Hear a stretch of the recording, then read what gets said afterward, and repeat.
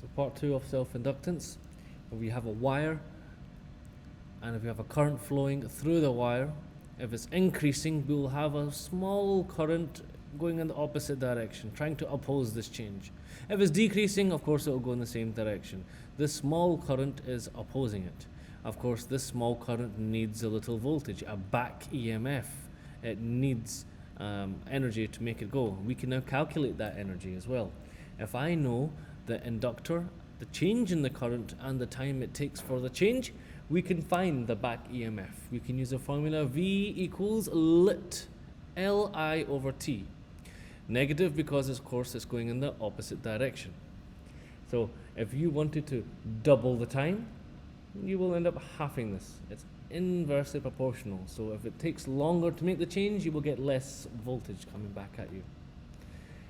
If I third my time, decrease by a third, this will increase by a third. So it's inversely proportional.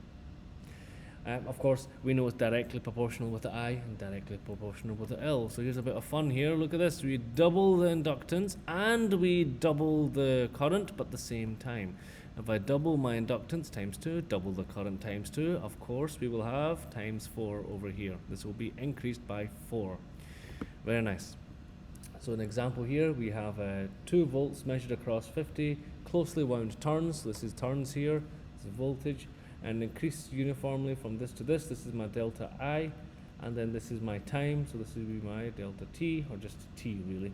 The magnitude of the self-inductance of the coil. Self-inductance. This is my V, means this is my L. The actual coil itself. L is inductance. V equals lit. I only need the magnitude, so I don't care about the minus sign, so I don't need to include it. Rearranging to get L, you'll just multiply by T, and then you'll divide by I. Putting the numbers in, 2 times 0.1 over 5, you'll get 0.04 henries. Unit is henries for induction, if you've forgotten. Inductance of a solenoid now, we know that a change of flux can create a current in the opposite direction, so we can have a flux linkage. Using this formula here, we can link the flux with the change of current. Current times the L equals N times the flux. Now, instead of having N, I can do NL. This comes from the rule N, well, equals NL, funnily enough, but we wrote it as N equals number of turns per length. Number of turns per length. If I have 2 meters and I have 2 turns, that is 1 turn per meter. 1 turn per meter. What they've done is they've taken this L to the other side to get you NL, and that comes into this formula. Flux becomes BA from the formula BA cos theta. Okay, Henry or Tesla meter squared per area, per amp, sorry. Rearranging that rule that we just took to find L. So the N flux equals Li. We can rearrange it to find L. So we can find the strength of this inductor. I'll just take the I to the other side. It becomes N flux over I. And then we'll take the NL and the BA and plug it in. We just did that over here. We just split this up into NL and BA. We'll put that into the formula now, NLBA over I.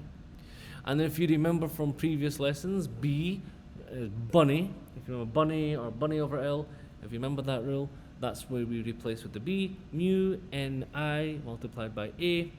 Cancel it and fix it a little, get rid of this, see this N and this N, there's 2 of them, we can make it squared. And we can just shuffle it around so it looks like a nice word called luna. L equals luna. Length, mu, if you remember mu, that is 8.85 times 10 to the minus 12. Okay, it's a constant. N squared A. And from the previous slide, I said N is N over L. So you can substitute that instead of N as well if it happens. N capital squared over L. And then obviously this will be squared, so you square and square the L. The bottom L cancels with this top L, so you have only this one at the bottom. Forget it, it's not important. This is important. There you go. There's the formula. And there and there. 9 times out of 10, this will be the one that you'll be using. This is mostly the one that will come up if you get asked to find it. Okay. An example here that we did, we need to find the length, so we use the rule luna. L equals luna. And you just rearrange to get L in this case because it asked for the length. This is capital L. Radius, I need to do pi r squared. And then this is coils per meter, small n. 30 turns per meter, yeah? So that's where it comes from, n over L. Turns per meter, that'll be 30. Should be squared here. And you can go ahead and solve this formula. That should be capital. It's not that important. But there you go. You can try this yourself. Mutual induction is exactly the same as the induction that we did for self. We did this in the previous video. The rule is the same. Instead of saying lit, we will say mit. You will get the same marks if I use L here. It doesn't really matter. M just tells us it's mutual. It's for the other coil. So if you have one coil and you make a turn, a change on the other coil. So I showed you this in the previous video. This is one coil. This is the other coil. I change the flux here. I will induce a voltage here. So we can use lit as well, depending on the size of the one that we're talking about. Very nice. There's a little remedial clip that will help you with this. You only need example 1 from this video. Khan Academy does a nice little review on this lesson as well, so I recommend watching that.